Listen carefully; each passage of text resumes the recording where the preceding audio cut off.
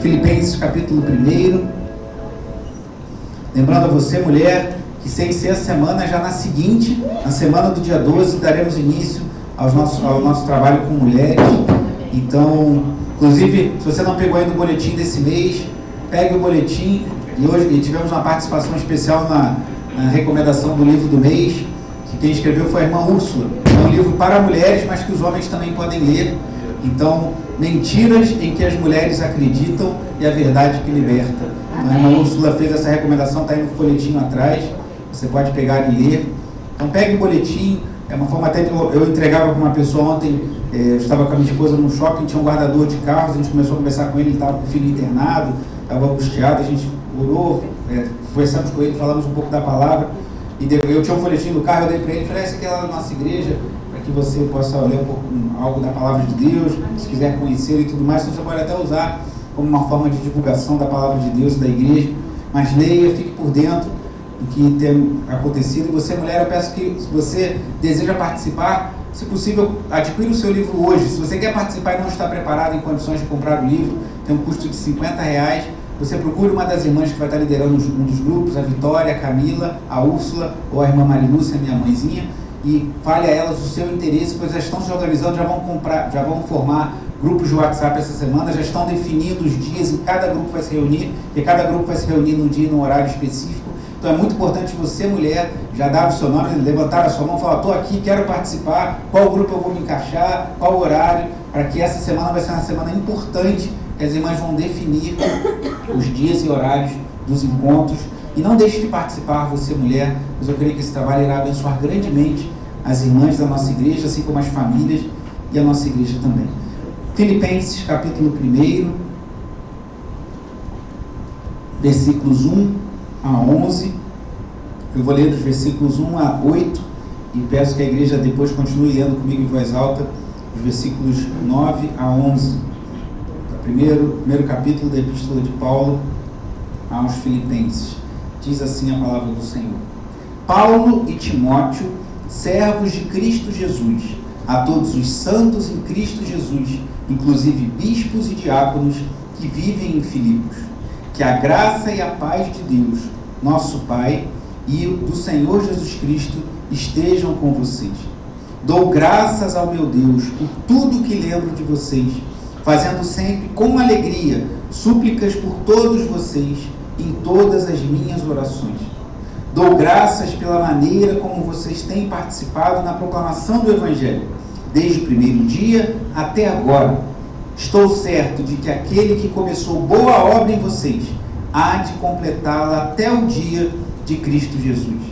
Aliás, é justo que eu assim pense de todos vocês, porque eu os trago no coração, seja nas minhas algemas, seja na defesa e confirmação do Evangelho, pois todos vocês são participantes da graça comigo.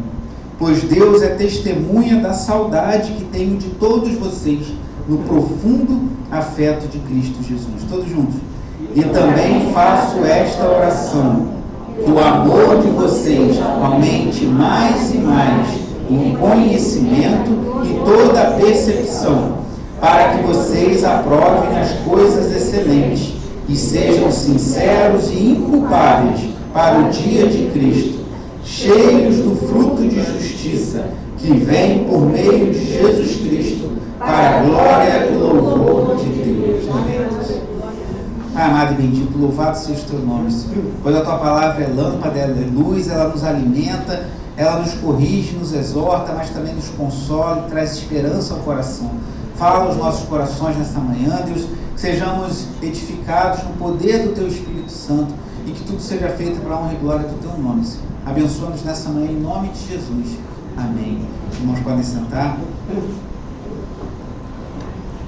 Dando sequência à nossa série de mensagens sobre as orações do apóstolo Paulo registradas nas suas epístolas e as prioridades de Paulo em suas orações. As mensagens anteriores já estão disponíveis no YouTube. Se você quiser ouvir novamente, você pode fazer isso. Se quiser compartilhar com outras pessoas também, uma forma de você compartilhar a palavra de Deus, mesmo de evangelizar, se você quiser compartilhar isso com alguém não cristão.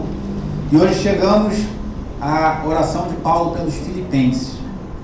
a epístola de Paulo aos Filipenses. Inclusive eu preguei toda essa epístola no início da pandemia, gravando na minha casa os cultos.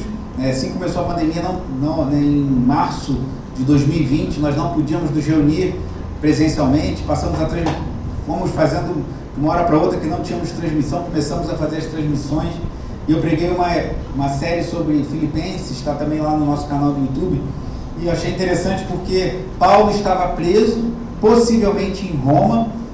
Muitos estudiosos defendem que Paulo escreveu Filipenses de Roma, numa prisão em Roma, talvez uma prisão domiciliar, e naquele momento, no início da pandemia, os irmãos devem lembrar, aconteceram muitas mortes lá na Itália.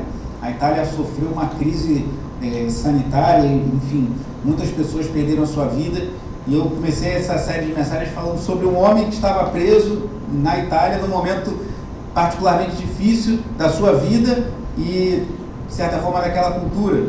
E ali estávamos diante de um momento em que muitas pessoas lá na Itália estavam presas em sua casa, não por causa do Evangelho, mas por causa da pandemia, e muitas pessoas estavam perdendo a sua vida. E Paulo agora preso, aqui não por causa de um vírus, mas por causa da pregação do Evangelho. Paulo aqui preso, em algemas, como ele mesmo diz. Ele fala sobre um tema várias vezes nessa pequena epístola, que tem apenas 4 capítulos. Paulo fala mais de 10 vezes sobre alegria. Como alguém preso por pregar o Evangelho, como alguém preso por anunciar a Cristo, pode ainda se dispor a falar sobre alegria. É isso que Paulo fala, e logo no início aqui no capítulo 1, ele fala um pouco das circunstâncias lá da igreja em Filipos, dos filipenses, e faz essa oração breve e simples, na qual nós vamos nos debruçar nessa manhã.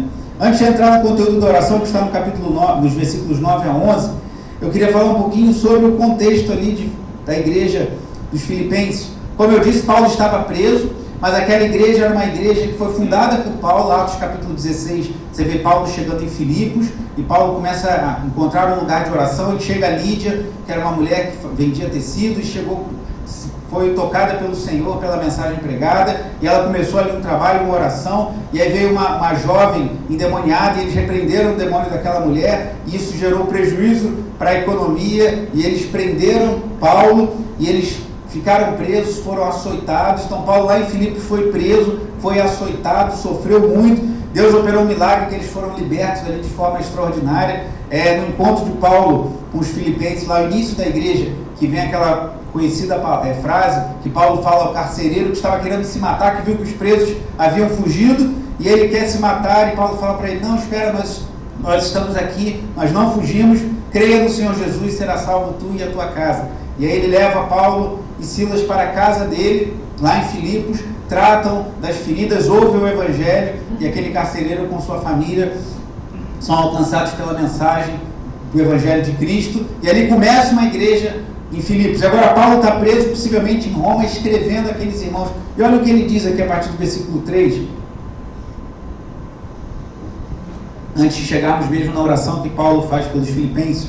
Ele diz assim: dou graças ao meu Deus por tudo o que lembro de vocês, fazendo sempre com o quê? Alegria. Súplicas por todos vocês, em todas as minhas orações. Só como falei nas mensagens anteriores, a gente vê que Paulo era alguém que tinha uma vida muito frequente de oração. Porque ele fala que orava pelos colossenses, fala que orava pelos tessalonicenses, fala que orava pela igreja em Roma, agora ele está falando que está orando pelos filipenses. Então Paulo fala que sempre mencionava aqueles irmãos em oração e com gratidão a Deus. Versículo 5: dou graças pela maneira como vocês têm participado na proclamação do Evangelho, desde o primeiro dia até agora. Vá comigo no capítulo 4. Você vai entender um dos motivos pelo qual Paulo agradece a Deus pelos filipenses. Filipenses capítulo 4.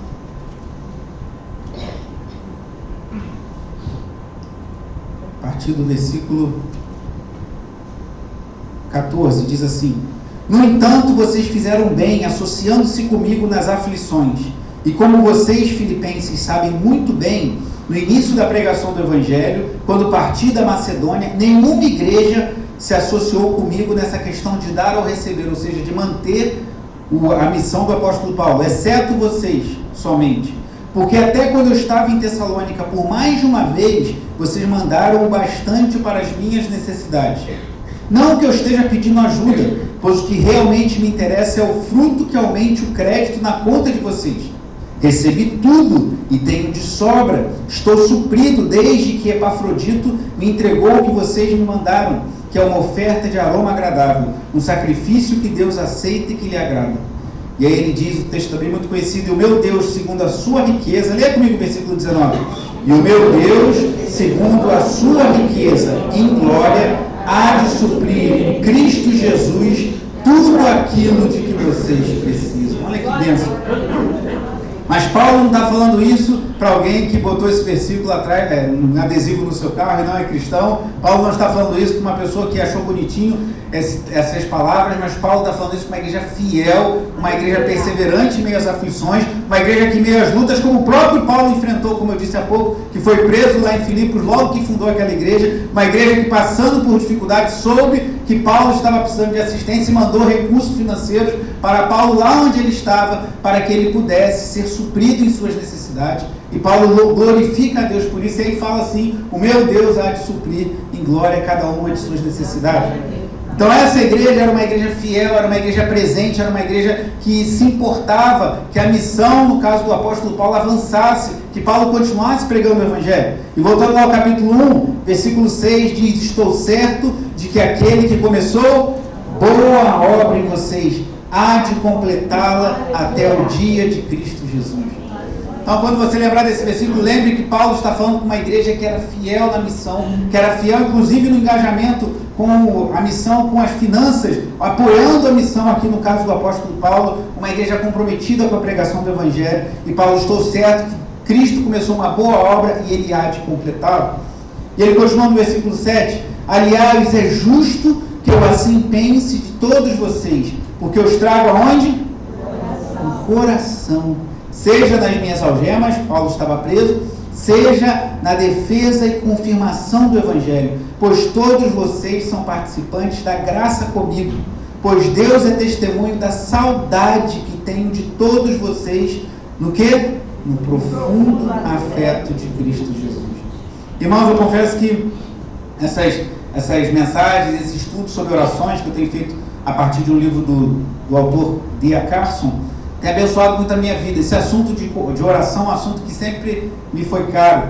Eu lembrava essa semana, em alguns momentos chave da minha vida pessoal, quando começamos a namorar, a gente eu orando, colocando diante de Deus, jejuando, pedindo direção a Deus sobre a minha vida emocional, e Deus nos abençoou, e namoramos, noivamos, casamos, e tivemos um filho, o segundo e o terceiro está aí a caminho, quase chegando, e louvado seja Deus por isso. Foi momentos de decisões profissionais, foi momentos de decisões ministeriais. Eu lembro quando eu liderei a juventude da freguesia por 5 anos, o pastor Roberto me procurou para falar que eu ia deixar a liderança, assumir outras responsabilidades na freguesia, e a gente estava pensando em quem assumir, decidimos que o Gabriel Carvalho, agora pastor Gabriel, assumiria a juventude. Eu lembro quando fui conversar com então, Gabriel, jovem Gabriel, agora pastor Gabriel, na casa dele, ele morava ali na Taquara, não era casado ainda, e eu fui compartilhar que tínhamos convidado para assumir a juventude da freguesia à época, e eu falei com ele, ele aceitou, e falei, então vamos dobrar nossos joelhos aqui na sua casa, vamos orar e apresentar isso a Deus, e a gente precisa orar, mas eu confesso que eu sou uma pessoa frequentemente insatisfeito com a minha vida de oração e com a minha leitura bíblica. Por mais que eu possa me dedicar, eu sempre sinto que gostaria de ler mais a palavra de Deus, gostaria de conhecer mais a palavra de Deus e gostaria de orar mais. Mas essas mensagens têm me abençoado muito ao refletir de forma mais detida nas orações de Paulo pelas igrejas, nas motivações que levavam Paulo a orar. Porque, por mais que a gente entenda que a gente deva se dedicar mais à oração, isso é muito importante, mas outra coisa que devemos refletir também, que é o conteúdo das nossas orações. O que tem habitado o nosso coração, pelo que temos orado. Devemos orar como fizemos agora por questões imediatas que surgem, saúde, por vida financeira, por família, por questões particulares que irmãos estão vivendo, e devemos fazer isso, devemos interceder a Deus, e temos feito isso, devemos fazer sempre isso. Devemos orar como fizemos pela segurança, que haja paz nas ruas, e devemos assim fazer. Mas uma coisa que me chamou muito a atenção é que Paulo, ele traz alguns motivos de oração que eu particularmente vejo, às vezes, a gente fazendo pouco, a gente pouco orando, a semelhança de Paulo, pelos motivos de oração que ele apresenta a Deus. Como falei quando falei dos Tessalonicenses em especial, que era uma igreja abençoada, uma igreja modelo. O que devemos apresentar a Deus quando oramos por alguém que está bem na fé?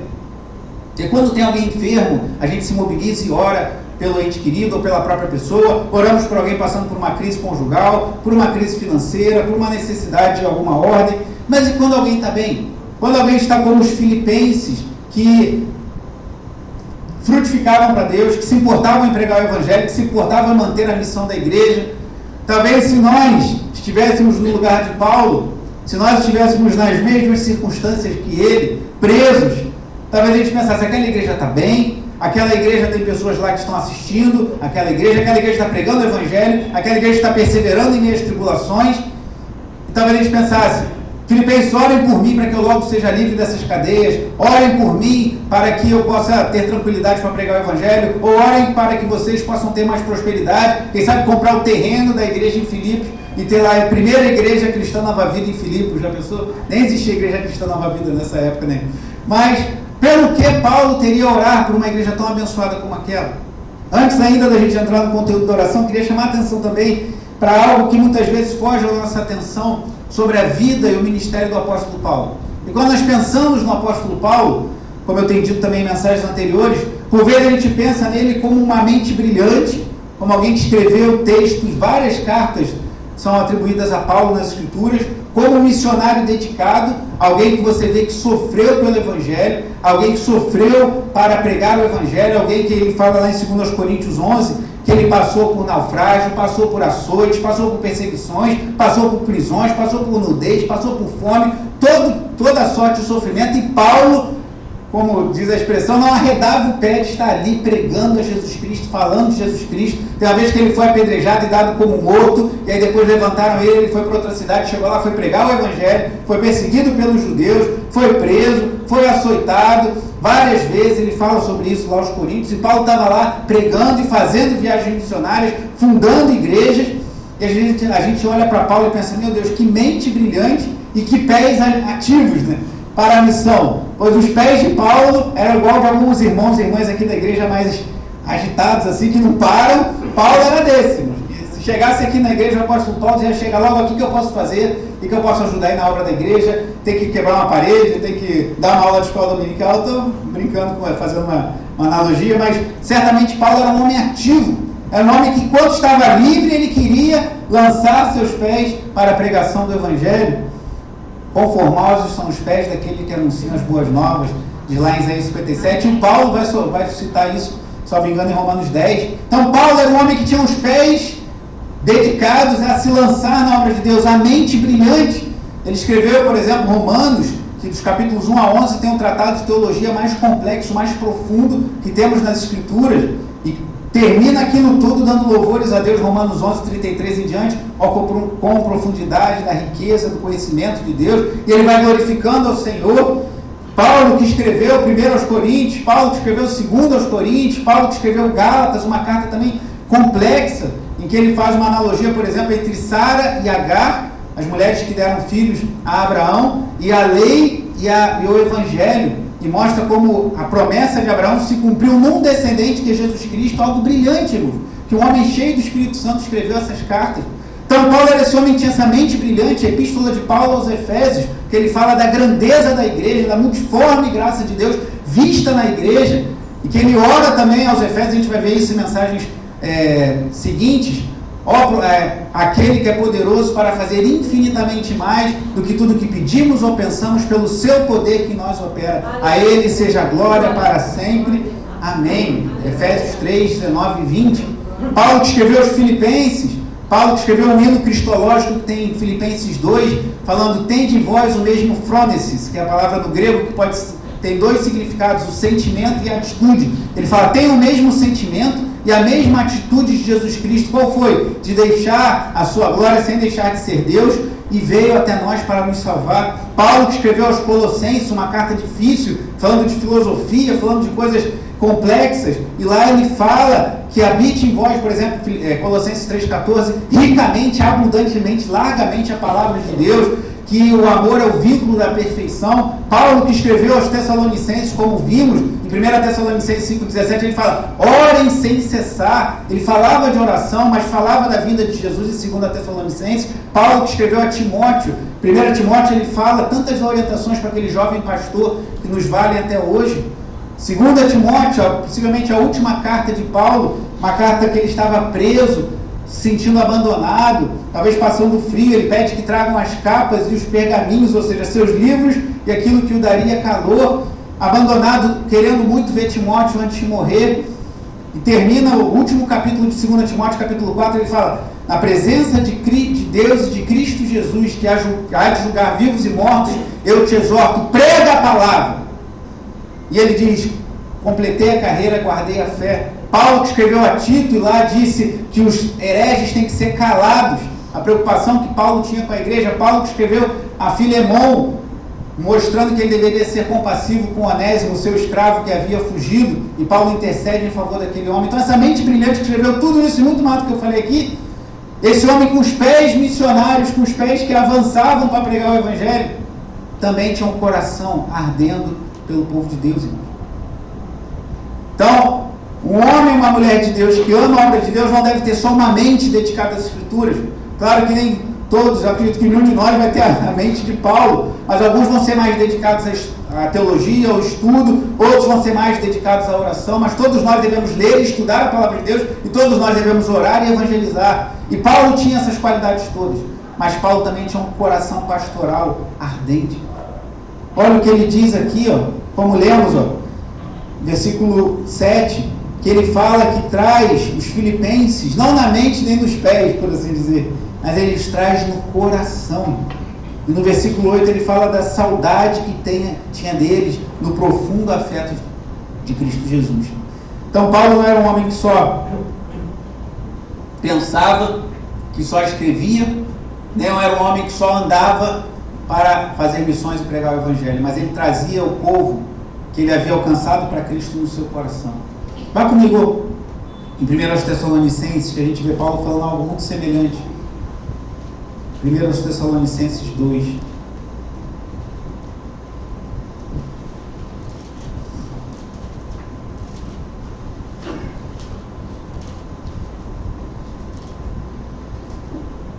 Primeiro Tessalonicenses 2,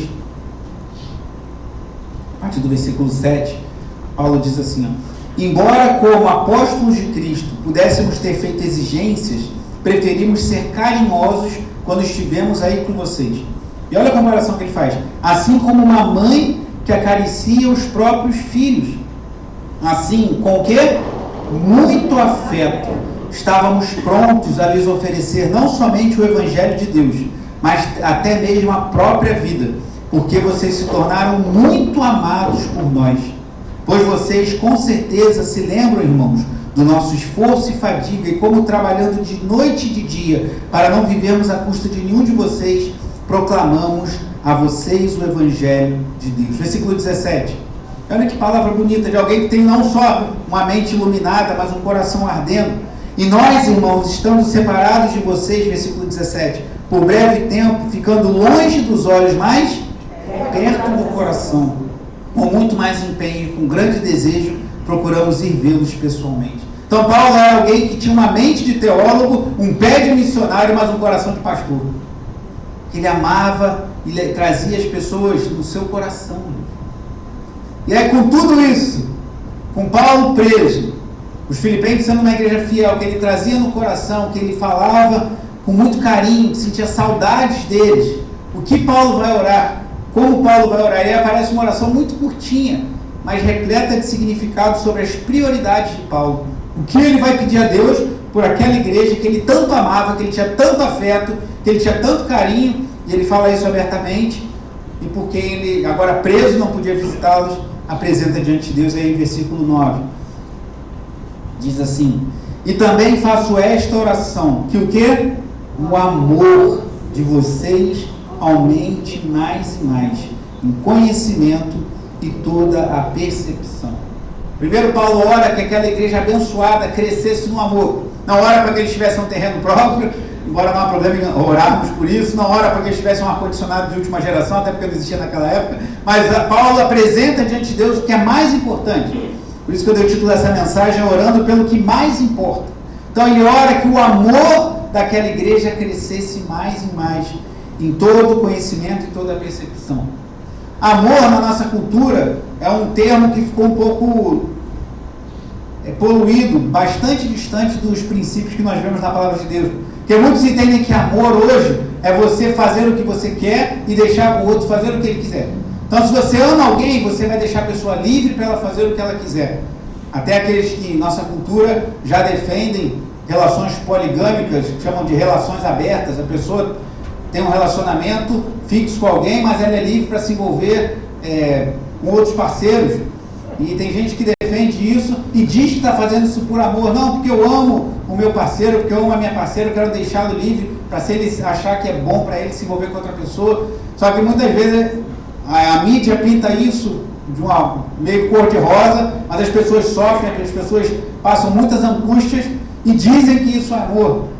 Ou você fazer tudo o que você quer é você estar realmente amando alguém ou deixando alguém fazer o que ela quiser, mas não é isso que o amor de Deus nos mostra. Amar alguém segundo as Escrituras é você se importar, é você ter esse afeto que Paulo tem, mas nós apontarmos para um caminho excelente, para um caminho melhor. Então Paulo fala para que eles, ora para que eles cresçam no amor, mas não esse amor da nossa cultura, de fazer assim, eu quero que vocês façam o que vocês quiserem, se vocês quiserem adorar outros deuses, se vocês quiserem se envolver com moralidade sexual, se vocês quiserem ludibriar, enganar o outro, pode fazer isso que não tem problema. Não, Paulo cresce, que ele ora para que eles cresçam no amor e no conhecimento e toda a percepção. O autor também citado, o D.A. Carson, ele fala assim, o amor cristão pelo qual Paulo ora é regulado pelo conhecimento do Evangelho e pela percepção moral abrangente. O que ele está querendo dizer? Ele ora para que eles cresçam no amor, mas um amor firmado no Evangelho de Jesus Cristo. Que é um Evangelho que fala de graça, de favor imerecido de Deus, de nós amarmos a Deus e amarmos ao próximo, mas também fala do juízo de Deus, da justiça de Deus, e que o nosso Deus é um Deus amoroso, mas também é fogo consumidor. Que o nosso Deus é um Deus compassivo, mas também é justo juiz. Então o amor que vem das Escrituras não é esse amor que você vê em algumas telas da televisão, em alguns programas de internet, falando que amar é você fazer o que você quiser e incentivar o outro a fazer tudo o que tiver na sua cabeça. Mas o amor pelo qual Paulo ora, para que eles cresçam no conhecimento, é um amor enraizado no Evangelho. O Evangelho nos dá o norte para entender qual é esse amor em toda a percepção. Ou seja, se eu desejo de fazer alguma coisa que afronta a Deus, afronta a palavra de Deus, eu vou pedir a Deus graça e sabedoria para não fazer isso. E é por isso que Paulo ora por eles. Continua o versículo 10 ainda a oração de Paulo. Olha o que ele diz, para que vocês aprovem as coisas excelentes e sejam sinceros e inculpáveis para o dia de Cristo. Assim como cantamos essa manhã, irmãos, e precisamos cantar músicas que falem da volta de Jesus, a gente tem que estar sempre com o olhar, com o coração voltado para a eternidade. Não vamos viver lá na eternidade como estamos aqui, vamos viver um dia de cada vez, mas a gente tem que ter esse foco que é algo maior para o qual estamos caminhando, irmão. E Paulo ora para isso, para que eles aprovem as coisas excelentes, sejam sinceros e inculpáveis para o dia de Cristo, de juízo final, quando Jesus Cristo voltar, irmãos. E a gente precisa cantar sobre isso, a gente precisa orar sobre isso, a gente precisa clamar, Maranata, ora vem, Senhor Jesus, e a gente precisa ter os olhos na eternidade. Se a gente tiver os olhos na eternidade, a nossa expectativa maior for a vinda de Jesus, isso vai nos capacitar a superar os desafios, fazendo aquilo que glorifica a Deus em toda a percepção e conhecimento. Não vamos dar o jeitinho brasileiro para se dar bem logo, mas a gente vai pensar, não, eu quero glorificar a Deus, porque um dia eu estarei diante do Senhor e quero que o Senhor me encontre sincero e inculpável no dia de Cristo. E Paulo ora por isso. Paulo ora para que eles tenham mais amor e que eles tenham uma vida digna do Evangelho. Em outras palavras, felizmente essa mensagem tem sido tão suprimida de muitas igrejas hoje em dia que no afã de botar a gente para dentro, é importante encher a igreja, não querem mais falar sobre pecado, não querem mais falar sobre o juízo de Deus, não querem mais falar sobre uma vida santa. E Paulo fala, não, oro para que vocês aprovem as coisas excelentes e sejam sinceros e inculpáveis para o dia de Cristo. Essa mensagem eu penso que é muito apropriada para os nossos dias, porque como disse o profeta Isaías, chegaria um dia em que chamariam o certo de errado, o errado de certo, o mal de bom e o bom de mal. Não é isso que vemos na nossa cultura? Em relação à sexualidade, em relação aos relacionamentos, em relação à justiça, estão torcendo a justiça, estão dizendo que toda sorte de prática sexual que a Bíblia condena deve ser aprovada e incentivada pela cultura, que as pessoas devem ser livres, entre aspas, para fazer o que der em suas mentes. E a palavra de Deus nos dá contornos, nos dá regras para nós seguirmos, para o nosso próprio bem. Então devemos orar e aprovar as coisas excelentes. Nós, como cristãos, não podemos aprovar aquilo que Deus reprova. Não podemos compactuar com coisas que são inconvenientes. Já falei isso aqui recentemente, mas assim, passando na rua, eu vi algum anúncio sobre Big Brother. Eu falei, meu Deus, como é que ainda existe isso? Há quantos anos esse negócio existe? Um caldeirão de iniquidade, de impureza. E pior, ainda tem crente que assiste isso e não vê problema. Tudo de ruim, mano. Tá ali, não só, eu só estou citando um programa, mas existem outros, não só dessa emissora, mas de outros. E tem gente que não tem discernimento para enxergar a podridão na qual você está dedicando os seus olhos e o seu coração. E depois está fraco espiritualmente. Aí chega para o irmão da igreja, já estou desanimado, estou pensando em deixar a fé, Deus não está falando comigo. Mas você está atento em aprovar as coisas excelentes? Você está atento a fazer aquilo pelo que Paulo ora pelos Filipenses, aquela igreja abençoada, que aprovem as coisas excelentes? De uma mesma fonte, disse o Senhor, não podem jorrar água doce e água amarga.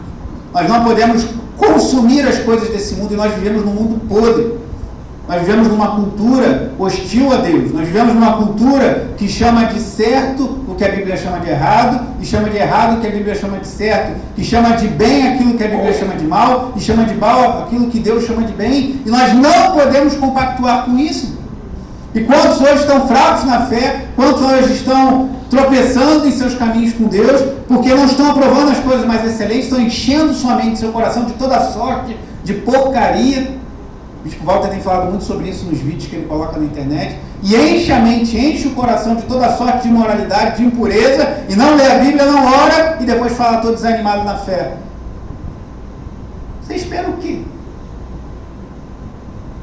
Alguém disse, se você continuar fazendo as mesmas coisas, não espere ter resultados diferentes. Se você continuar não se dedicando à oração, não se dedicando ao jejum, não se dedicando a estar na igreja, buscando na comunhão com os irmãos, não se dedicando ao que a Bíblia chama de meio, ao que a teologia chama de meios de graça, não buscando o que Paulo ora aqui, aprovar as coisas excelentes, e você espera ter uma vida espiritual excelente, você não vai ter. Mas Paulo ora por aqueles e nós devemos orar uns pelos outros para que a gente possa aprovar aquilo que é excelente e sermos encontrados por Deus sinceros e inculpáveis. Essas citações que eu estou fazendo, depois a gente vai soltar junto com a gravação da pregação, se alguém quiser rever. Mas um antigo documento da igreja do século XVII, período pós-reforma, chamado Os Cânones de Dort. A igreja protestante produziu materiais excelentes que infelizmente muitos deixaram de conhecer, de consultar. Catecismos, confissões de fé, a Confissão Batista de 1689, o Catecismo e a Confissão de Fé de Westminster, que é a base da igreja presbiteriana, a Confissão de Fé de Batista, que é de muitas igrejas batistas, e os Cânones de Dort, o Catecismo de Heidelberg, que é maravilhoso, e é um catecismo que faz um resumo, não é um catecismo católico, muita gente acha que o catecismo é só produzido pela igreja católica, mas a igreja protestante produziu um catecismo maravilhoso, que as crianças eram ensinadas, e às vezes crianças de 8, 10 anos conheciam mais sobre Deus, sobre a palavra de Deus, que muitos cristãos que estão na igreja há muitos anos hoje, porque liam, que estudavam. E um desses documentos, os Cânones de Dort, falando sobre a perseverança dos santos, diz assim, no capítulo 5, tal como agradou a Deus iniciar sua obra de graça em nós, pela pregação do Evangelho, assim Ele a mantém. Então Deus começou a obra em nós, porque nós ouvimos a pregação do Evangelho, nos arrependemos dos nossos pecados e depositamos nossa fé em Jesus Cristo. E Ele diz, Deus continua e aperfeiçoa pelo ouvir e ler do Evangelho, pelo meditar nele, pelas suas exortações, ameaças e promessas, e pelo uso dos sacramentos. Batismo e ceia, que participaremos daqui a pouco. Então, irmãos, não pense que nós conseguiremos fazer o que Paulo ora pelos Filipenses, aprovar as coisas excelentes, se nós tivermos uma vida raquítica de oração e de leitura da palavra. Perdoe-me falar isso se é o seu caso, mas você precisa acordar enquanto é tempo. Você não vai ter uma saúde muito boa, você não vai ter uma saúde nada boa se toda manhã você tomar um refrigerante e comer um pouco de bacon, e depois do almoço comer um monte de besteira, e daqui a um mês você está com colesterol lá em cima, você está tudo ruim, você fala, não sei o que está acontecendo. Ou como um homem que fez uma experiência desastrosa de passar um mês, e gravou isso, se alimentando no fast food. Alguns devem conhecer esse filme. O cara ficou um mês se alimentando só no fast food. Passado alguns dias, os médicos começaram a implorar ele: para com isso. Não, vou ficar 30 dias. Para com isso que você está destruindo o seu corpo. E aquele homem quase morreu no final dos 30 dias. Então não adianta você ficar comendo porcaria e depois querer ter uma boa saúde. Não vai rolar. Então não adianta a gente não fazer o que aqui nos cânones de Dort diz que devemos ouvir e ler o Evangelho, meditar nele pelas suas exortações, ameaças e promessas, fazer uso dos sacramentos, participar da igreja. A gente não faz isso, a gente não se envolve com isso, e como a gente vai aprovar as coisas excelentes? Não vai. E muitos cristãos estão ficando pelo caminho. Como Paulo fala aos Coríntios: há muito entre vocês que dormem, justamente na instrução sobre a ceia. Dormem como? Estavam mortos? Não. Mas estavam vivendo uma vida espiritual medíocre. Não, Paulo ora que eles aprovassem as coisas excelentes. Não dá, irmãos, para a gente misturar água com óleo. Não dá para misturar uma vida frutífera para Deus com uma vida engajada com as coisas desse mundo. E ele ora. E ele continua ainda no versículo 11. Já estamos caminhando para o fim. Cheios do fruto de justiça que vem por meio de Jesus Cristo, para a glória e louvor de Deus. O que é esse fruto de justiça? É algo que glorifica a Cristo. Atitudes e ações que honram ao nome do Senhor. Então, talvez você fale: mas eu não sou capaz. Eu te digo, somos dois, nós não somos. E por isso temos que orar, irmãos. Temos que fazer o que fizemos aqui. Senhor, me capacita, Senhor, me ajuda, Senhor, me sustenta, para que eu tenha uma vida que glorifique o teu nome. Para que eu tenha uma vida que dê fruto de justiça que vem por meio de Jesus Cristo, para a glória e louvor de Deus. Quais frutos têm saído das nossas vidas? Se nós fôssemos uma árvore, qual fruto nós estamos dando, ou estamos dando algum? São frutos de justiça ou frutos de injustiça? São frutos para o louvor e glória de Deus por meio de Jesus Cristo, ou são frutos que não glorificam a Deus? Precisamos pensar sobre isso, e Paulo ora sobre isso. Ora para aqueles filipenses, aquela igreja abençoada. Aquela igreja, como eu falei no início, dava frutos para a glória de Deus. Aquela igreja que era envolvida, inclusive financeiramente, com a missão da igreja. Aquela igreja que pregava o Evangelho, aquela igreja que acolheu a palavra, aquela igreja que Paulo amava e tinha profundo afeto, e chega a dizer que estava com saudade dos irmãos, queria vê-los. Naquela época não tinha WhatsApp, não tinha ligação de vídeo ou de áudio, então ele só poderia vê-los pessoalmente, não estava conseguindo. Com todo esse carinho, ele ora para que eles sejam cheios do fruto de justiça. E essa deve ser a nossa oração. E como eu falava há pouco, essas meditações nesses textos têm me confrontado, porque eu me vejo orando por questões específicas pela vida dos irmãos, e deve ser assim, irmãos. Quando a gente tem alguém com um parente doente, quando a gente tem alguém doente, quando a gente tem alguém passando por dificuldade, isso deve constranger nossos corações, a gente deve apresentar esses pedidos a Deus. Mas nós devemos orar também por essas coisas, mesmo por aqueles que estão caminhando bem na fé. Que o nosso amor aumente em todo conhecimento, em toda percepção, que a gente possa aprovar as coisas excelentes. Aí, naturalmente, se você aprova o que é excelente, você desaprova aquilo que desonra a Deus. Que sejamos sinceros e inculpáveis, não perfeitos, mas buscando a perfeição, como Paulo fala aqui mais à frente aos Filipenses. E que a nossa vida seja cheia do fruto de justiça que vem por meio de Jesus Cristo para a glória e louvor de Deus. Eu não sei exatamente quais frutos cada um de vocês tem dado. Alguns a gente vê, outros a gente vê mais, outros a gente vê menos. Mas eu não estou do seu lado amanhã à tarde, não estarei na terça-feira, na quinta. Mas Deus conhece. E se a gente fosse fazer agora, a gente fosse prestar contas a Deus sobre os frutos que a nossa vida tem dado, o que nós apresentaríamos ao Senhor? O que nós apresentaríamos a Deus? Que sejam frutos de justiça que vêm por meio de Jesus Cristo para a glória e louvor de Deus. Paulo ora aí, por isso, pelos Filipenses. Nós devemos orar assim uns pelos outros. Concluindo, irmãos, eu tenho falado que esse livro do D.A. Carson, ele começa no primeiro capítulo do livro, falando que duas foram as principais fontes que abençoaram a sua vida de oração. A primeira e a maior delas é a palavra de Deus, como estamos fazendo. Irmos para a Bíblia e refletirmos o que a própria Bíblia nos ensina sobre oração. E a segunda, ele diz a experiência que ele ouviu de cristãos mais maduros. E aí, se você já pegou o boletim, ou se você não fizer isso, faça no final. Eu escrevi o texto da capa, justamente falando dessas 8 dicas que o D.A. Carson dá a partir do que ele aprendeu com cristãos mais maduros sobre oração. E a primeira eu já falei aqui, que ele diz, e está lá no boletim, você vai poder conferir depois, que muitas orações não são feitas porque não planejamos orar. Não entendemos que oração é um trabalho.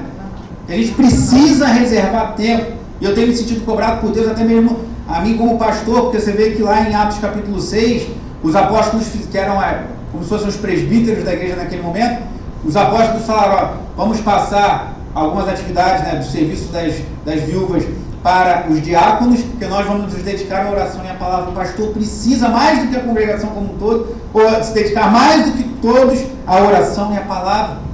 Até porque chegam a nós mais demandas, precisamos orar pela direção a ser dada pela igreja, precisamos orar por uma série de questões. Eu tenho me sentido cobrado por Deus a orar mais e melhor por essas coisas excelentes, para que a igreja cresça no entendimento do que Deus espera de nós. Temos que orar, temos que jejuar. E ele fala, às vezes não oramos porque não planejamos, não entendemos que a gente tem esse trabalho dado por Deus de nos dedicar à oração e que é uma bênção para nós mesmos. Primeiro ponto. O segundo, que já falei aqui também, adotar maneiras práticas de impedir que a sua mente vagueie, devaneie minhas orações. Isso também está lá. E hoje eu vou falar rapidamente, concluindo essa mensagem, sobre o terceiro dica do D.A. Carson, que é muito interessante também, que ele fala de você ter parceiros de oração. Você ter pessoas com as quais você divide os seus fardos e as suas alegrias, e pessoas pelas quais oram por você e que você ora por elas também. Então às vezes a nossa vida, a igreja evangélica tem estimulado muito a devoção particular. Isso é muito importante. Nós temos nosso sós com Deus, nós orarmos, mas nós também precisamos valorizar a dimensão comunitária. Esse trabalho que vamos começar com mulheres tem muito esse propósito. Não vai ser uma aula, essas 4 irmãs que vão estar liderando não vão chegar no encontro e vão dar uma aula. Elas vão ser facilitadoras para que as irmãs debatam e conversem sobre o conteúdo do material que estão estudando e compartilhem suas dores, suas dificuldades e orem umas pelas outras. Então nós precisamos ter parceiros de oração. Vale uma nota aqui de um cuidado que o próprio Carson faz no livro. Se você é casado, o seu parceiro de oração deve ser o seu marido ou a sua esposa. Não ter como parceiro de oração uma pessoa de outro sexo, porque às vezes a oração é algo muito íntimo, irmão. Às vezes a gente tem essa visão meio espiritual, que a gente acha que, não, estou falando de oração, está tudo espiritual, mas nós somos homens e mulheres sujeitos às fragilidades da carne. Então você, mulher, não tem como parceiro de oração um homem que não seja o seu marido, e você, homem, uma mulher que não seja a sua esposa. Cuidado com isso. Mas se você é casado, que a sua esposa seja a sua primeira e maior parceira de oração, e você, esposa, que seja o seu marido. Mas se você é solteiro, você pode ter um parceiro de oração também do mesmo sexo. Busque alguém com quem você compartilhe as suas dores, as suas dificuldades. Cuidado na escolha dessa pessoa. Se tiver dificuldade, procure a liderança da igreja, que há pessoas que são muito disponíveis, mas que têm um sério problema em conter a língua. Então, você divide para ela uma dificuldade, a pessoa vai orar por você e ela sente aquele desejo, eu preciso compartilhar com mais o meu melhor amigo, mas na verdade são 5 melhores amigos, então tem que falar com meus 5 melhores amigos, para ter mais gente orando, para carregar mais o seu coração. Esses 5 melhores amigos têm mais 10 melhores amigos, e daqui a pouco você sabe que um problema muito particular seu, você dividiu com muita confiança com uma pessoa que você achou que saberia conter a sua língua, não o fez. Então cuidado na hora de estabelecer parceiros de oração. Se precisar de sugestões, nos fale, porque infelizmente tem pessoas na igreja que às vezes, por vezes são homens e mulheres de Deus, mas que ainda tem um probleminha com a língua e não conseguem conter aquela coceira de falar dos outros para os outros. Então deve ser assim, irmão, mas acontece. Então cuidado, mas tenha parceiros de oração. Não carregue os seus fardos sozinhos. Não carregue as dificuldades que você enfrenta sozinho, mas compartilhe. Você não sentiu vontade de compartilhar com ninguém? Marque comigo um gabinete, converse comigo, com a minha esposa, busque orientação, busque oração, vamos orar juntos. E a 4ª dica para finalizarmos, ele também fala, escolha modelos. Às vezes a gente fica meio assim, achando que a oração tem que ser algo totalmente espontâneo, e deve ser. Mas nós também podemos ter bons modelos. Você vê, fico tão feliz quando aquele diácono ora, eu sinto tanta sinceridade, aquela irmã de oração, aquele irmão, aquela pessoa quando tem a oportunidade de orar na igreja, ou mesmo quando a gente está reunido em alguma coisa, aquela pessoa, em alguma atividade, e aquela pessoa levanta a voz em oração. Você pode ser abençoado por outras pessoas, aprendendo a orar com os outros que estão orando. Um dos propósitos da reunião de intercessão, a liderança já me falou isso, não é só estarem orando juntos ali, mas também pessoas que estão começando na caminhada, verem outras pessoas orando e irem aprendendo sobre oração. Então você pode aprender a orar vendo outras pessoas orando, mas não copie o modelo de ninguém.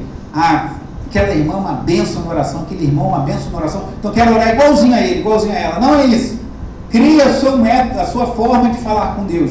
Mas você pode ter modelos que vão te inspirar e vão te ajudar a crescer na oração.